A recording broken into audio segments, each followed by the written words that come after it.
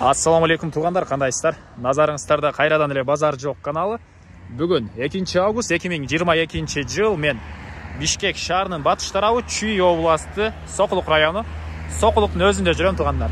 Ушул жерден жол жээгинен бизнес кылганга ыңгайлуу жерден 3 сотук жер участогу сатылып атыр. Ошол жөнүндө сиздерге маалымат берейин дегем. Биринчи болуп жайгашкан жерин сиздерге түшүндүрөйүн туғандар. Сиздер чоң трасса менен келип жатып, биринчи Сокулуктун центрине жетесиздер. Андан өткөндөн кийин Калинина болот. Калининадан бир аз келсеңиздер Советский көчөсү.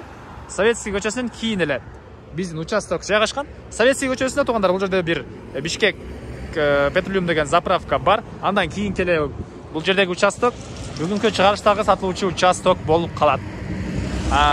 Өтүп кетсеңиздер, бул жакта больницага кирип кеткен көчөгө бара аласыздар. Больница бул жерде бир 100 метрдей аралыкта жайгашкан. Анан бул участогубуз бул чоң жолдун жээгинде жайгашканыга байланыштуу бир ишкердик бизнес кылсаңыздар болгудай көрүнөт.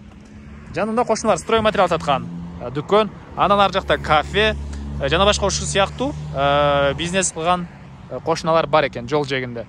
Билесиздер, жол жээгинде көптөгөн эле бир ишкердик бизнес кылсаңыздар болот. Ондай чоң жолдун жээгинде жайгашкан. Анан свет суу бар экен. Свет суу бар бул жакта, киргизип алуу керек. Бул плиталар жер ээсине караштуу эмес тугандар. Бул плиталар жер ээсине караштуу эмес, документтер боюнча кызыл китеп бар. Кааласаңыздар үй салсаңыздар деле болот, бирок эми жол жээгиндеги жерге үй салган мен оюнча жалко болсо керек деп ойлойм. Дагы кимдир бирөө салгысы келсе салсаңыздар деле болот, кызыл китеби бар. Анан чек-арасы бул жерден башталат тугандар. Жол тарапты караган жагы түзүнөн 33 метр экен. 33 метр. Бирок ал жагынан бир аз 3 бурчтук формада болуп калган. Карасаңыздар, бир аз ал жагынан мындайынан 3 бурчтук формада келген. Арты жагында көчө бар тугандар. Мындайынан 3 бурчтук формада келип калган. Мына ушундай. Комментарийге өз оюңуздарды жазыңыздар, эмне ачса болот, эмне кылса болот бул жерде. Негизи мына ушул машина тынчыбаган чоң трассанын жээги. Дагы эмне маалыматын берсек, кызыл китеп документтер боюнча баарын айттык. Эми түшүп бир аз чек араларын көргөзөйүн. Бул плита кошунаға караштуу. Муну эгер сатып алсаңыздар, кошуналар алат өзүнө. Бул жерден алып кетет. Азыр жер ээсинен сурап жайгаштырып турган учур экен. Негизинен жол үстүнөн деле жакшы көрүнөт экен тугандар. Түштүк чек арасы ал жактагы көрүп турасыздарбы? Бир тротуар сыяктуу бир жол турат. Чакан жол. Ошол жерге чейин болуп калат экен. Оппа. Анан ойто акылдын бул жерди ким алат деген эжелер көрүп атсаңыздар, ар бир жердин өзүнүн ээси болот тугандар. Андыктан группалар менен, достор менен бөлүшүңүздөр. Мисалы үчүн мен Бишкектин эң эле түндүк тарабы Чүй областына караштуу кайсы бир айылдан бир үй таткам да.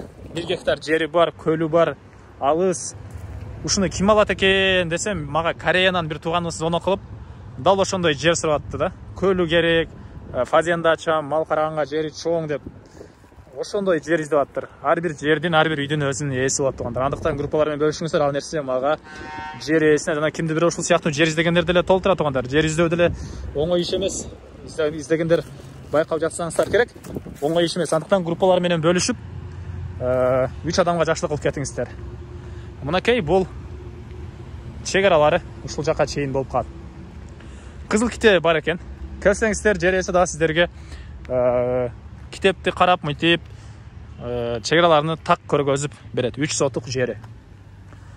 Айтылбаган бир эле баасы калды окшойт тугандар.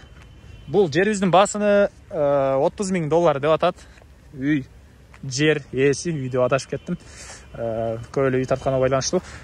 $30,000 деп атышат. Сүйлөшүү болот тугандар. Ээсинин номерин мен экранга калтырам. Звонок кылып сүйлөшүп көрүңүздөр. Анан бизде Instagram, TikTok страницалар деле бар тугандар. Ал жактага кирип катталып көрүп кетиңиздер. Ал жакта да кандай сүрөттөр, кыскача маалыматтар болот. Мына ушундай. Тугандар, анда эмесе мен сиздер менен коштошом. Кийинки чыгарышка чейин саламатта калыңыздар.